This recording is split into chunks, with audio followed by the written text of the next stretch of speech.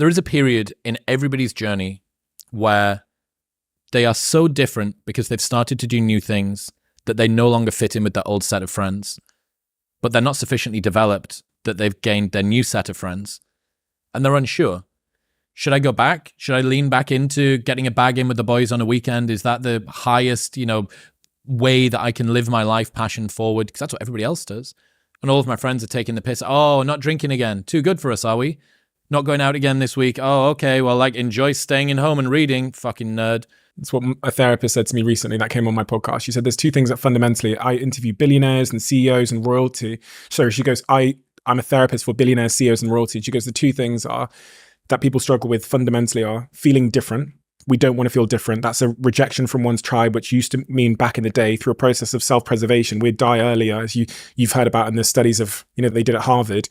I'd get more ill, our immune systems would break down. And the second one is not feeling like you're enough, which means you're not valuable to the tribe. So not being part of the tribe or of good use to the tribe, which have signals in our body, which then manifest as physiological disease and psychological disease. So at its core, sometimes I think when I'm feeling that such a way, maybe I'm feeling lonely or I'm feeling really different, or I've got some feedback which makes me feel like different in a fundamental way. I just ground myself in the understanding that even the fact that I feel that makes me like everybody else. You've already achieved goals that you said would make you happy. Yeah. And that encapsulation of the hedonic treadmill in a single tweet, I think, is so interesting. But it also calls you to reframe what you're pursuing. And this is why the discipline equation, the psychological pursuit, is actually really a nice thing to focus on, because we both know in all of our lives, even the podcasting game you're playing now, there's not a finish line here, is there? Every day is the finish line. 90% of podcasts don't make it past episode 3. Really? And of the 10% that do, 90% of them don't make it past episode 20. So by making 21 podcasts, you were in the top percentile of all podcasters ever in history. Sweat the small stuff. Why?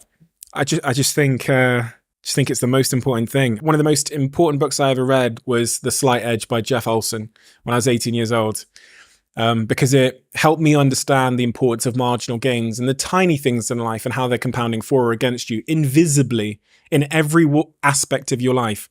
Your teeth, your skin, your finances, your relationship.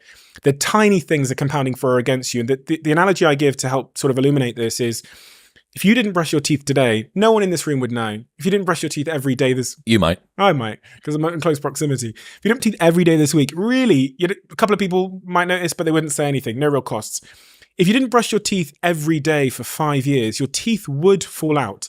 You'd be on a dental chest screaming. And the question becomes, when did that happen? It happened today. It was that small, seemingly invisible decision, which was easy to do and easy not to do, as they always are, that you chose not to do, that compounded invisibly against you. And as they say in compounding returns, which they call the 8th wonder of the world, according to Warren Buffett, it's slow, then it's fast. And that's why it's so difficult and so easy to overlook the smallest things. It's easy to save £1, so it's also easy not to. I believe that most people in any discipline I'm competing in will not sweat the small stuff. They'll overlook the small things, which gives us a great competitive advantage by obsessing over the smallest things. And also, as we talked about earlier, we talked about the frame and how it's really hard to make huge steps forward in reality, but much easier to make them in psychology. It's very difficult to find big steps forward in business. It's very difficult. Think about us as podcasters. Is there really another platform we could go onto? We're both on airlines now, I think. We're both on YouTube, Spotify, and Apple. Is there a breakthrough step forward? If there was, we'd all be doing it, right? They're hard to find. Small things, though. I can stack 100 of those and make 100% gain, as Sir David Brailsford said. Yeah. And the unobvious thing that no one thinks about is the psychological impact on a team when you stack small things. This is what we call the progress principle. Harvard Business Review interviewed thousands of people in work and said, when was your most enjoyable day in work? And they all pointed out in their diaries a day when they had a sense of progress, even small, a tiny little gain they made. Sir David Brailsford, who's known for marginal gains theory and has written about in the first chapter of James Clear's book, Atomic Habits, said to me, the small gains, the making the water bottle just a little bit bigger and the pillow softer mattered. But the thing no one gives us credit for, thing no one talks about, is I took over a team that were depressed psychologically. They were down and out. They didn't want anything.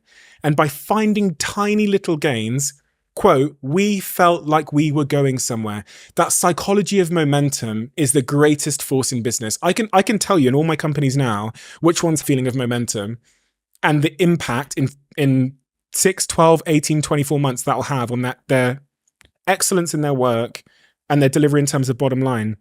And I can point at the companies now that don't have that. I say it's in the air. They don't have the momentum in the air.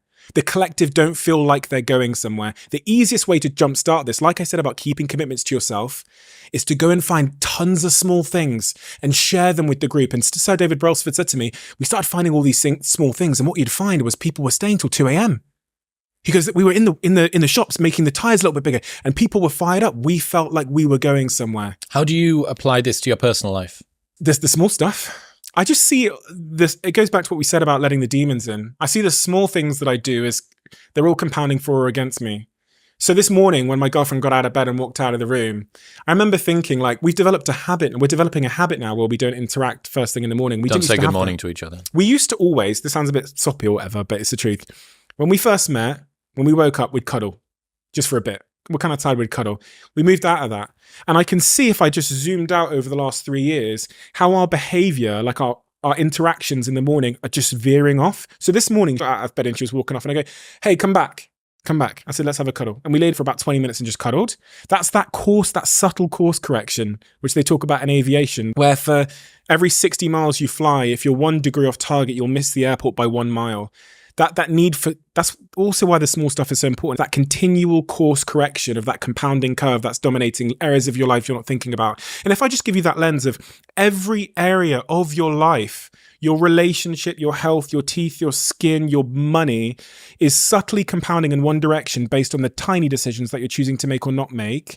And the way that you can change that trajectory over the next 10 years is by saving that pounds, brushing your teeth, taking care of that relationship, checking in with that friend. And if you zoom out and you look at Warren Buffett and how he made his millions, it's all that. It's all this obsession with the compounding returns, which he wonder of the world. Preparing to do the thing isn't doing the thing. Scheduling time to do the thing isn't doing the thing. Making a to-do list for the thing isn't doing the thing. Telling people you're going to do the thing isn't doing the thing. Messaging friends who may or may not be doing the thing isn't doing the thing. Writing a banger tweet about how you're going to do the thing isn't doing the thing. Hating on yourself for not doing the thing isn't doing the thing. Hating on other people who have done the thing isn't doing the thing. Hating on the obstacles in the way of you doing the thing isn't doing the thing. Fantasizing about all of the adoration you'll receive once you do the thing isn't doing the thing. Reading about how to do the thing isn't doing the thing. Reading about how other people did the thing isn't doing the thing. Reading this essay isn't doing the thing. The only thing that is doing the thing is doing the thing.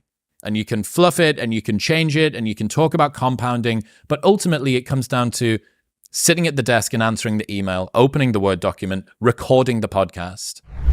You look at any aspect of our lives where we experience growth, it's under pressure. There's an old cliche adage about how diamonds are made, which although is cliche, speaks to this in such profundity. And even when we think about the comfort crisis we're living in and all of the health outcomes and predicaments that we're facing through our obsessive pursuit of comfort, and how the body has started to break down, and we've got all of these mismatched diseases, they call it, where the world we're living in and the way we behave within it isn't aligned to who we are. It's the avoidance of pressure. And it goes to what you said earlier about avoiding that difficult conversation or that difficult piece of work. If there is an antithesis to pressure, it is, in my mind, is comfort. It is ease. And that means that today is great and tomorrow is bad. And anyone that has the foresight to move that discomfort and that pressure into the current moment yields much greater returns in terms of happiness and health in the long term. And in the book, I go through tons of examples from health, from sports to Everest climbers who understand, and that famous tennis player who was the best in the world, and I still think she is the best female tennis player in the world. It was her mantra. It was that, what is your relationship with difficulty? And everybody, including people in my family who have a adverse reaction to difficulty, just defer it into the future in a bigger way. It compounds against them to make their future harder than their present. So everyone's relationship with difficulty, whether it's difficult conversations or difficult workouts or difficult physical, psychological exertion, those individuals, I think, are setting themselves up for a brighter future. Well, how do you deal with the discomfort that comes along with pressure, though? Well, if you look at that famous TED Talk on stress and pressure, what they found out is that stress and pressure don't actually kill people unless you believe it will. You have a negative interpretation of your pressure and your stress. Then it shows up in your physiological response. You get more diseases. But in that famous TED Talk, which I think has like 30 million views, she found out that pressure in itself isn't a problem. It's the story we tell ourselves about our pressure that causes us to be unhealthy. And we all have different stories about our pressure. And if your story is that it is X, Y, and Z, it's going to get me kicked out of the tribe, it's going to expose myself for not being good enough. If your story about difficult situations is I'm an imposter versus this is a growth moment, not only are you going to show up worse, you're going to perform worse, and the physiological impact and psychological impact is going to be detrimental. And that's what this whole argument about imposter syndrome is so confusing to me, because if I asked anybody, would you like a life where you were never outside of where you never did anything that challenged you or pushed you? Would you choose that? No. So why are you complaining about your life being full of that? I think anyone who has a healthy relationship with pressure goes in search of continual imposter syndrome. Like, you know what I mean? Like, and they would be dismayed at a life without it, without that out of your depth.